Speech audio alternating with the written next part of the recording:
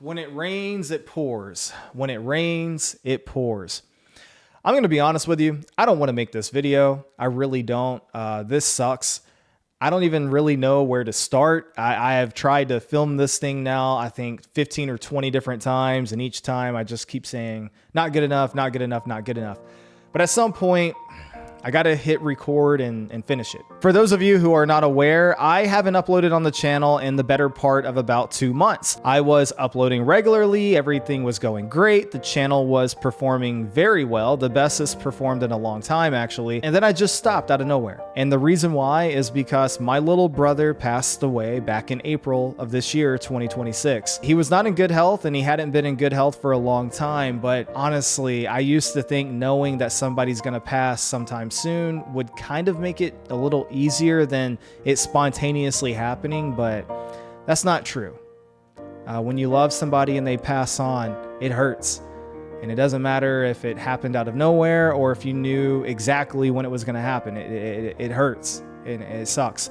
This is not a video I really want to make, but I'm making it because one, I told my family that I would, and two, there is actually a PC involved in this whole thing.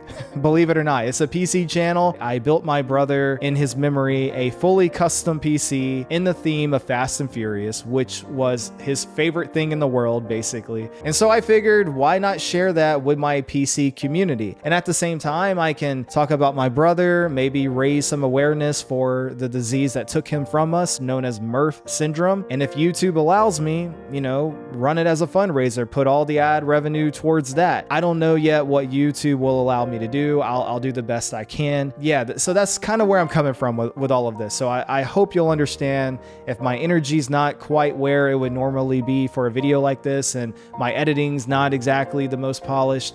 It's a hard video. Now, on top of that, I did make a community post about this, and I did also talk about it in the Discord. You guys have given me just so much love and positive feedback, and I want to say thank you so much.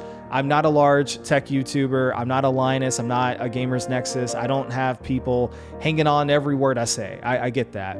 But for the people that really do watch me and support, man, like, goodness, I got nothing but thank you. Like, seriously, thank you guys so much. It really does mean a lot. Even if I haven't responded to everything, I have read every comment.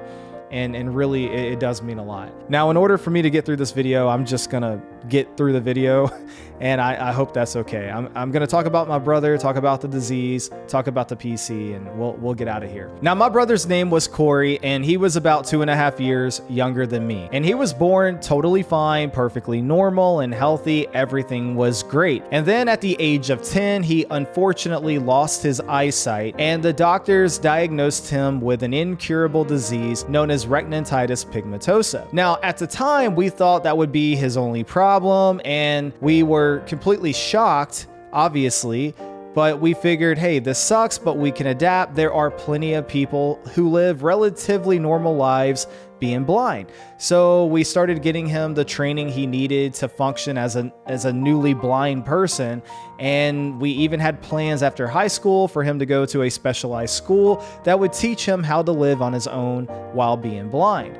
But then about 5 or 6 years later, so now he was about 15, 16 years old, he started having seizures. So now he cannot see, and he was diagnosed with epilepsy. Now, we were thinking, what in the world? Like, what's going on here? What are the chances of this, right? But he was able to finish high school, walk across the stage, and have a relatively normal graduation. But unfortunately, now because he was having all those seizures, the school that we had set up for him to teach him how to live on his own, they would no longer take him because he was now considered a liability due to the seizures.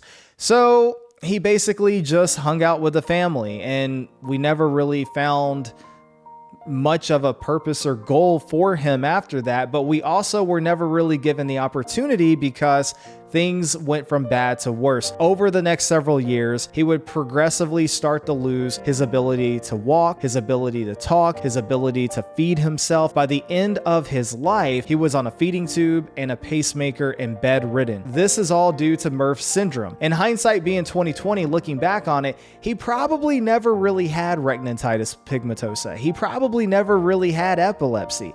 those things were probably symptoms of MERRF syndrome attacking and destroying his body. And when he finally got diagnosed with MERRF syndrome, I went and told my doctor about it and updated my family history. And my doctor looked at me dead in my face and said, I have been practicing medicine for over 20 years and I've never heard about that. And he started looking into it. And yeah, it's very rare and completely incurable. And it's basically a genetic defect. It took the majority of my brother's life before we ever even knew what he had. By the time we figured out what he had, there was nothing we can do. I mean, the disease had basically wreaked havoc over his entire body at that point. It took them forever to figure out what exactly was wrong with him. And the only piece I can try to find in this whole thing is that towards the end of his life, he didn't really have any quality at all. And so from one standpoint, I look at it and say, at least he's not suffering anymore. And also, I don't really talk about this much on the channel because it is a PC channel. But I am a man of faith, and I do like to think that one day I will see him again. And so that gives me a little bit of peace as well. That was my brother. He also really loved things that went fast. He loved Dukes of Hazzard. He loved the Fast and Furious. He loved bicycles before he started going blind. Even after he went blind, believe it or not, he actually had certain paths around the neighborhood memorized, and he would ride a bicycle completely blind. For the most part, he pulled it off, and he was able to completely disassemble and reassemble the bike and put it back together and, you know, fix flat tires and fix the chain braking and fix the brakes, all of that while being blind.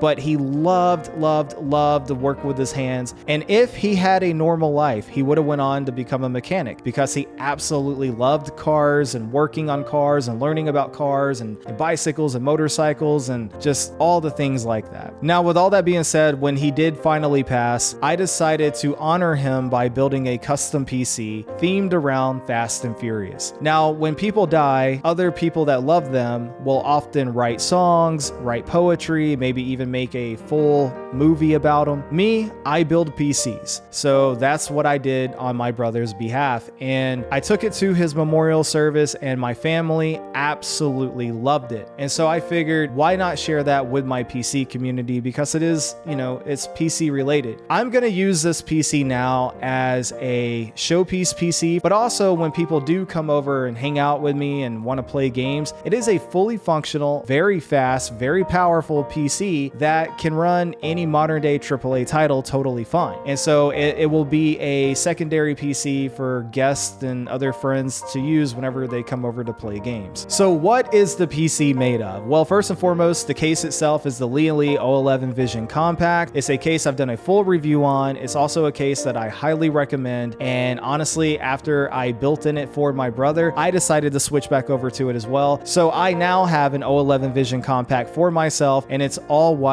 So now in a way, I'm kind of matching my brother. We both have 011 Vision Compacts, but his is black, mine is white, and it just felt right mirroring him after doing that PC for him. And in terms of the fans that are inside that PC case, I am using the Lian Unifans TL wireless LCD fans. These fans are very, very nice. They're also very expensive. I think they're a little too expensive, if I'm being honest. Most of them were sent to me by Lian at some point, but I did go on to buy a few extra myself. They are great fans. They do perform well, and the LCD functionality is very cool, and it really helps if you're trying to do like a custom theme or something like that. But they are very expensive, and they can be a little bit problematic to set up initially, but overall they are very beautiful fans. And now let's really talk about the cool stuff. So again, it's Fast and Furious, right? So we need all the other components to be fast and furious. So for the motherboard, I went top of the line and went with the best Asus board I could get my hands on, and that was the Asus ROG Crosshair X870E Hero motherboard. This motherboard is absolutely gorgeous, arguably one of the best, if not the best looking motherboard Asus offers. And on top of that, it has all the other great features that Asus includes with their boards, like high-end overclocking, high RAM support, so this thing can easily push well over 8,000 MTs. And honestly, my favorite part about the Hero motherboard is that big customizable RGB display that says ROG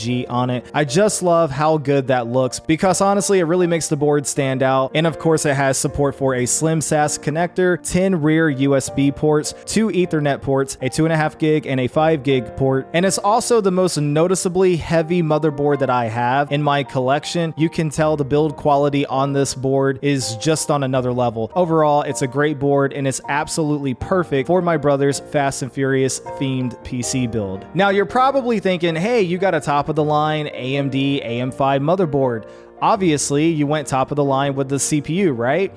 Well, unfortunately, funds were a little bit tight and I don't have any connections at AMD or anything like that. So I ended up going with the AMD Ryzen 7600X 3D. And yes, I do admit this is a little bit underwhelming when you consider all the other parts in the PC, but here's the way I looked at it. 1, funds were limited. 2, it is an X3D CPU, so it'll be great for gaming. And 3, it is a limited edition CPU. As it was explained to me by the Micro Center employee, the 7600X 3D is a limited edition CPU and it's only being sold at Micro Centers, so it's not something you can go and just buy anywhere. So from that standpoint, I thought it was pretty cool to own it because it's kind of like a collector's piece. Even though it is in memory of my brother, it's not going to get a whole lot of usage because it's a secondary PC that people will use whenever they, seldomly come over. But overall, it's still a pretty cool CPU, I think. And for the RAM, we don't have anything too special here. It's just 32 gigabytes of DDR5 Patriot Viper gaming memory, rated for 8,000 mega transfers. Now, I don't have it set to 8,000 mega transfers because honestly, there's not really a point for it. I just have it set to 6,000 MTs. And honestly, the Crosshair Hero can handle that speed totally fine, but I'm not so sure the 7600X 3D can. That might be something worth testing out in a future video. For the power supply, I'm using an Asus Tough Gaming 1000 watt power supply, 80 plus gold certified, fully modular, all the good things there. And for the CPU cooler, I'm using the ROG Ryujin 3 360 ARGB Extreme. If you remember, this is the exact same AIO that I used for the Nero Cinema build that I did last year sometime. In terms of the screen and cooling capabilities, this is arguably the best AIO that I have in my collection. This thing performs incredibly well and it looks absolutely awesome in any PC with that big IPS display. It's absolutely gorgeous. And whenever my family saw this at the memorial, they were freaking out over it because I had that scene from the end of Fast and Furious whenever Brian and Dom are racing and Dom's Charger lifts up on its back wheels, and it was just an awesome scene. And if you ever seen the movie, you know exactly what I'm talking about. And so that scene shined very brightly on this AIO. And finally, for the creme de la creme, the cherry on top is the GPU, which is the ROG Astral RTX 5080 from Asus. This GPU is the best looking GPU in all of my collection. It's not the fastest. That honor does go to my 5090, which I'm using in my current PC build, but it is definitely the best looking GPU I own and is still plenty fast. It was also the very first GPU that Asus ever sent to me for the 50 series review lineup. And so this GPU is very special to me. I love the way it looks. And when you're talking about a Fast and Furious themed PC, I think the Astral here is definitely the perfect choice. It really makes the PC stand out. Overall, this PC will perform incredibly well and it can run any modern day AAA title, no problem at all. I really wish my brother would have been healthy enough and still alive to be able to enjoy playing games on a PC like this with me, his brother. Unfortunately, those are experiences I never got to experience with him, and I never will, unfortunately. But that's all I got for the video, guys. Thank you so much for watching, hanging out with me up to this point. I hope you enjoyed it. I look forward to talking to you down in the comment section down below. And yeah, that's pretty much all I got.